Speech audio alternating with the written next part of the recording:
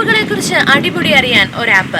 പാമ്പുകടിയേറ്റാൽ ചികിത്സ ലഭ്യമാകുന്ന ആശുപത്രിയുടെ വിവരങ്ങളും അവിടേക്ക് എത്താനുള്ള ദൂരവും വരെ പറഞ്ഞു തരും സ്നേക്പീഡിയ.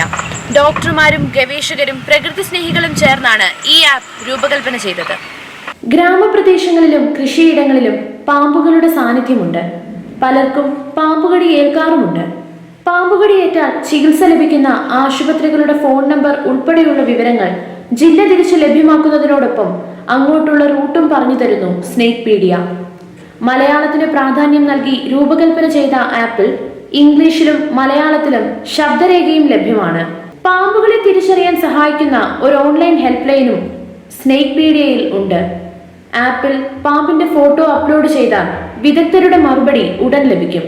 ശാസ്ത്രീയമായി പാമ്പുകളെ റെസ്ക്യൂ ചെയ്യാൻ പരിശീലനം ലഭിച്ചവരുടെ ഫോൺ നമ്പർ അടക്കമുള്ള ലിസ്റ്റും ലഭ്യമാണ്. കേരളത്തിൽ കാണുന്ന പാമ്പുകളുടെ 700-ലധികം ചിത്രങ്ങൾ ആപ്പിലുണ്ട്. വിഷമുള്ള പാമ്പുകളെയും വിഷമില്ലാത്ത അപരന്മാരെയും തിരിച്ചറിയാൻ സഹായിക്കുന്ന ഇൻഫോഗ്രാഫിക്സും ലഭ്യമാണ്.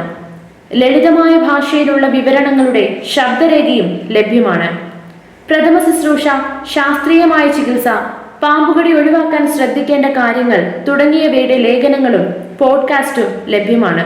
ഓൺലൈൻ ഹെൽപ്പ് ലൈനും പോഡ്കാസ്റ്റും ഒഴികെ മറ്റെല്ലാം ഓഫ്ലൈനിൽ ലഭ്യമാണ്. News insight Idukki.